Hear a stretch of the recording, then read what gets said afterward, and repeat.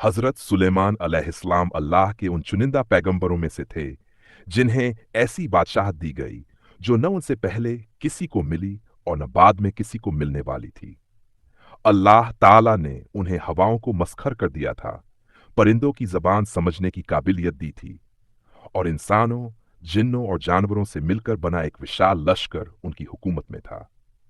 जिन्न जबरदस्त कुव्वत रखते थे और उनके पास ऐसी ताकत थी जिससे वे पहाड़ काट सकते थे, समुद्र की गहराइयों तक जा सकते थे और बड़े से बड़े महल तैयार कर सकते थे।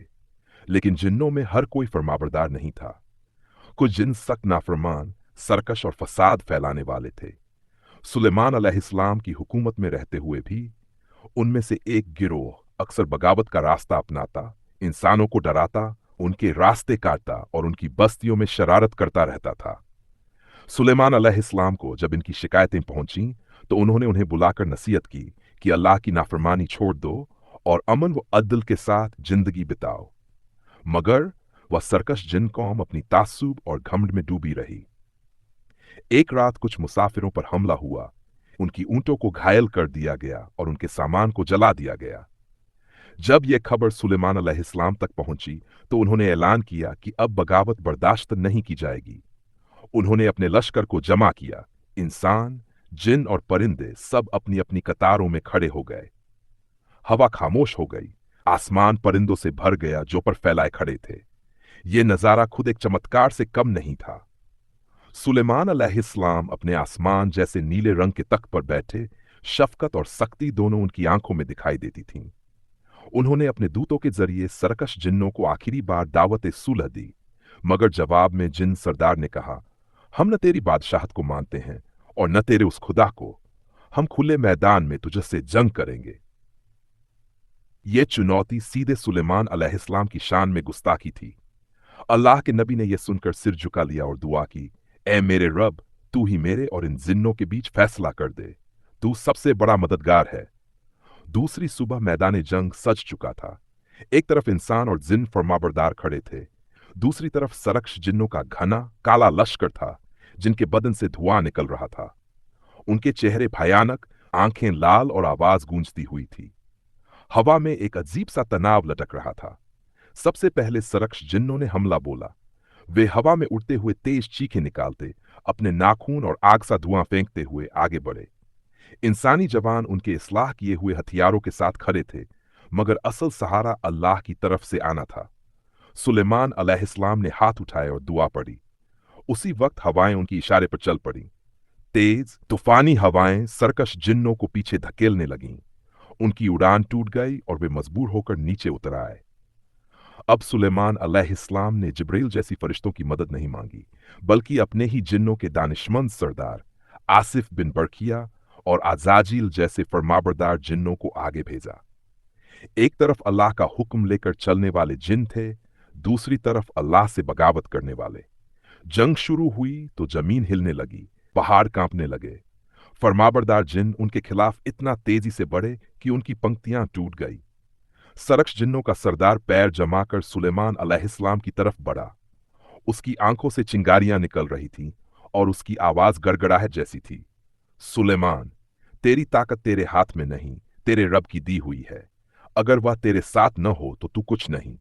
सुलेमान अलैहिस्सलाम ने मुस्कुराकर कहा, हां, मैं खुद कुछ नहीं, मगर अल्लाह मुझे काफी है। यह कहकर उन्होंने अपनी अंगूठी की तरफ इशारा किया। अल्लाह ने उस अंगूठी में ऐसी ताकत रखी थी कि सारी मखलूकात उस सील की हुकूमत मानती थी। जैसे ही उनकी नजर अंगूठी पर पड़ी, एक नूरी चमक उठी। सरकश जिन अचानक कांपने लगा। उसके पंख जलने लगे, उसका बदन हल्का पड़ने लगा। सुलेमान अलैहिस्सलाम ने हुक्म दिया, अल्लाह के नाफरमान को कैद कर लो। फौरन फरमाबरदार जिन दहशत, सिप्त, हमार और अजहर आगे बढ़े। उन्होंने धुएं की जंजीरों से सरदार जिन को घेर लिया, जो चीखता रहा लेकिन भाग न सका। उसके गिरोह के बाकी जिन या तो भाग खड़े हुए या पकड़े गए। हवाओं ने उन सबको एक एक करके मैदान से उठा लिया और सुलेमान अलैहिस्सलाम के सामने डाल जंग खत्म हो चुकी थी। अब मैदान में खामोशी थी। सिर्फ पकड़े गए जिन्नों की भारी सांसों की आवाजें गूंज रही थीं। सुलेमान अलैहिस्सलाम तख्त से उठे और उनके सामने आकर खड़े हुए। उन्होंने गजब से कहा, क्या तुमने समझ लिया कि अल्लाह की जमीन पर उसकी नाफरमानी के साथ कोई जी नहीं सकता? इंसानों को डराकर, बस्तियों को उजाड़ कर क्या तुम अपनी ताकत साबित करना चाहते थे? ताकत उसकी है जो दिलों को बदल दे, और अल्लाह से बढ़कर किसी की कोई ताकत नहीं। पकड़ा गया सरदार जिन पहली बार अपनी आंखें नीचे कर चुका था। उसकी आवाज अब कड़क न थी, बल्कि टूटी हुई, कांपती हुई थी। हमसे गलती हुई, हमें मोहलत दो। सुलेमान अलैहिस्सलाम ने कहा, मोहलत अल्लाह देता है। अगर तुम तौबा करते हो, अमन चाहते हो, तो तुम्हें रहने दिया जाएगा। लेकिन अगर फिर फितना फैलाया, तो कोई भी ताकत तुम्हें बचा नहीं सकेगी। जिन्नों के उस गिरोह ने वहीं तौबा की। सुलेमान अलैहिस्सलाम ने उन्हें बिखरी हुई बस्तियों की मरम्मत, टूटे हुए घरों का निर्माण और लोगों की मदद करने का हुक्म दिया। वे पहले शरारत फैलाते थे, अब नेकी और आबादी का जरिया बने। कुछ हफ्तों बाद वही सरकश जिन्न सुलेमान अलैहिस्सलाम के पास आए और बोले, हमने कभी सोचा नहीं था कि इंसान और जिन्न मिलकर अमन से रह सकते हैं, मगर तेरी हुकूमत में यह मुमकिन हुआ। हमें रास्ता दिखाने के लिए शुक्रिया। सुलेमान अलैहिस्सलाम ने मुस्कुराकर कहा, रास्ता अल्लाह दिखाता है, जिसने तुम्हें मेरी हुकूमत के नीचे भी रखा और मेरे हाथ से अमन को कायम कराया। इसके बाद सुलेमान अलैहिस्सलाम की बादशाहत में जिन्नों ने बड़ी बड़ी इमारतें बनाई, मस्जिदें तैयार कीं, किले और महल बनाए।